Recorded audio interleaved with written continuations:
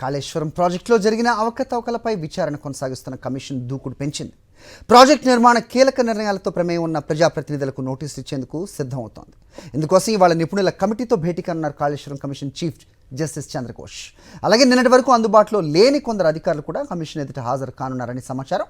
ప్రజాప్రతినిధులకు ఇచ్చే నోటీసుల ప్రక్రియను త్వరగా పూర్తి చేసి వచ్చే నెల మొదటి వారంలో వారిని కమిషన్ ముందుకు పిలిచే అవకాశం ఉంది. ఇందుకోసం వీలైనంత త్వరగా ప్రాజెక్టుతో సంబంధం ఉన్న వారికి నోటీసులు ఇచ్చేందుకు కమిషన్ కసరత్తు చేస్తోంది. కాగా ఈ నెలాఖరులోగా కాళేశ్వరం ఈ కమిషన్ గడువు ముగియనుంది. ఈ క్రమంలో కమిషన్ గడువును మరికొంత కాలం పెంచే యోచనలో సర్కార్ ఉన్నట్టుగా తెలుస్తోంది. ఇది అంశంపై అప్డేట్స్ మా కరెస్పాండెంట్ శేఖర్ అడిగి తెలుసుకుందాం. శేఖర్, చెప్పండి. సో నిన్నటి వరకు అందుబాటులో లేని అధికారులతో పాటు ప్రజాప్రతినిధులకు కూడా నోటీసులు ఇచ్చే అవకాశం చూస్తున్నాం. ఎప్పుడు ఇస్తారు, వాళ్ళు ఎప్పుడు వస్తారు, ఏంటి అప్డేట్స్? కాళేశ్వరం కమిషన్ చాలా దూకుడుగా విచారణ చేస్తుందని చెప్పుకోవాలి. ఇప్పటికే నిర్మాణ సంస్థలతో పాటు ఇంజనీర్లతో ఉన్నటువంటి విచారణ అంతా కూడా దాదాపుగా పూర్తయిందని చెప్పుకోవాలి. ఈ నెలాఖరు వరకు ఇంజనీర్లు అట్లాగే నిర్మాణ సంస్థలకు సంబంధించినటువంటి ప్రతినిధులు అఫిడవిట్ల రూపంలో పూర్తి స్థాయిలో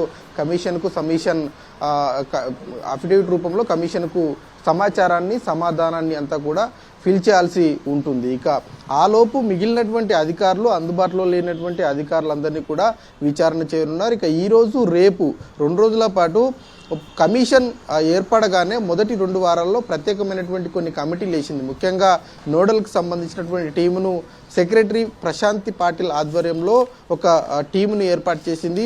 టెక్నికల్ అంశాలు కావచ్చు, మిగతా ప్రభుత్వం నుంచి కావాల్సినటువంటి సహకారాలన్నింటినీ కూడా ఆ టీం అందించాల్సి ఉంటుంది. అదేవిధంగా 3 బ్యారేజీలకు సంబంధించినటువంటి విషయంలో, ముఖ్యంగా కుంగుబాటు విషయంలో కావచ్చు, అక్కడ జరుగుతున్నటువంటి టెస్టుల విషయంలో కావచ్చు, ఇతరత్ర అంశాలన్నిటి మీద ఒక ప్రత్యేకమైనటువంటి కమిటీని ఏర్పాటు చేసింది. ఈ కమిటీలో జేఎన్టీయూ కావచ్చు, ఉస్మానియా యూనివర్సిటీ, అట్లాగే ఎన్ఐటికి సంబంధించినటువంటి మాజీ ప్రొఫెసర్లను ఏర్పాటు చేసింది. దీనికి కన్వీనర్గా ఈఎన్సీ అనిల్ కుమార్ బాధ్యత వహిస్తూ ఉన్నారు. వీళ్ళు ఈరోజు రేపు కమిషన్ ముందు హాజరయ్యి వాళ్ళ దగ్గర ఉన్నటువంటి సమాచారాన్ని పూర్తి స్థాయిలో వెల్లడించేటువంటి అవకాశాలు కనిపిస్తూ ఉన్నాయి. దానికి సంబంధించినటువంటి అంశాలన్నింటి కూడా నిన్ననే ఆయా సంబంధిత అధికారులకు, కమిటీకి సంబంధించినటువంటి సభ్యులకు సమాచారాన్ని అందించడం జరిగింది. ఇక నిన్న ఏజెన్సీలతో జరిగినటువంటి సమావేశంలో కీలకమైనటువంటి అంశాలు వెల్లడయ్యాయని చెప్పుకోవాలి. బ్యారేజీకి సంబంధించిన 3 బ్యారేజీలకు సంబంధించినటువంటి ఖర్చుల విషయంలో, నిర్మాణం సంబంధించిన విషయంలో, అట్లాగే డిజైన్లకు సంబంధించినటువంటి విషయంలో నిర్మాణ సంస్థలు ఒక క్లారిటీ కమిషన్కి ఇచ్చినట్లు తెలుస్తూ ఉంది.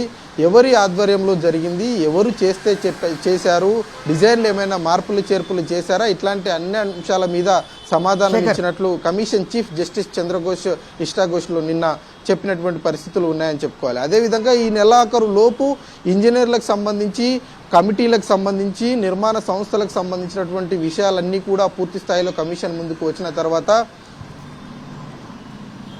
కొంచెం గ్యాప్ కనిపిస్తుంది మన ఇద్దరి కాన్వర్జేషన్లో. శేఖర్, అయితే విచారణకు వచ్చే ముందు అధికారులకు ఇక్కడ విచారణలో ఎలా స్పందించాలి, ఎలాంటి సమాధానాలు చెప్పాలి అనేది ముందుగానే చేరవేస్తున్నారు అనే ఒక అంశం వెలుగులోకి వచ్చింది. దానిపైన కమిషన్ కూడా ఆగ్రహం వ్యక్తం చేసినట్టుగా కూడా సమాచారం అందింది. దాని గురించి ఏమన్నా వివరాలు ఉన్నాయా? అలాగే గడువు కూడా పొడిగించే యోచనలో ప్రభుత్వం ఉన్నట్టు కూడా చూస్తున్నాం. క్లుప్తంగా చెప్పండి. ఖచ్చితంగా.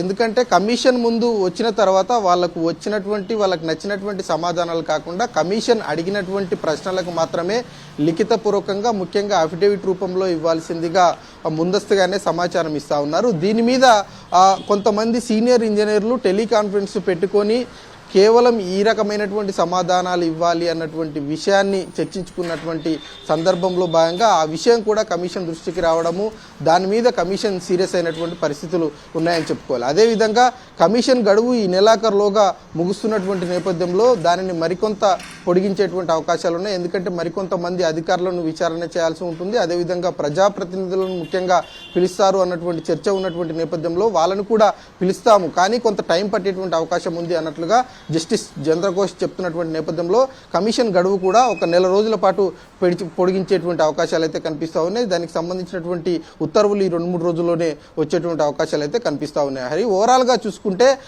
అధికారులకు సంబంధించి విషయంలో కావచ్చు, టెక్నికల్కి సంబంధించినటువంటి విషయంలో చాలా వేగంగా దూకుడుగా విచారణ కొనసాగుతుంది. ఇక ప్రజాప్రతినిధులకు సంబంధించినటువంటి అంశం మాత్రమే మిగిలి ఉంది. ఆ విచారణ కంప్లీట్ అయిపోయిన తర్వాత వీటన్నిటినీ కొలాబరేట్ చేసి ఒక దగ్గరికి కుదించిన తర్వాత ఒక పూర్తి స్థాయి నివేదికను ప్రభుత్వానికి అందిస్తామంటూ జస్టిస్ చంద్రఘోష్ చెప్తా ఉన్నారు. అదేవిధంగా ప్రభుత్వానికి అందించిన తర్వాత మీడియాలో కూడా ఈ నివేదికను ప్రచురణ చేస్తామంటూ ఆయన చెప్పినటువంటి పరిస్థితులు అయితే కనిపిస్తూ ఉన్నాయి.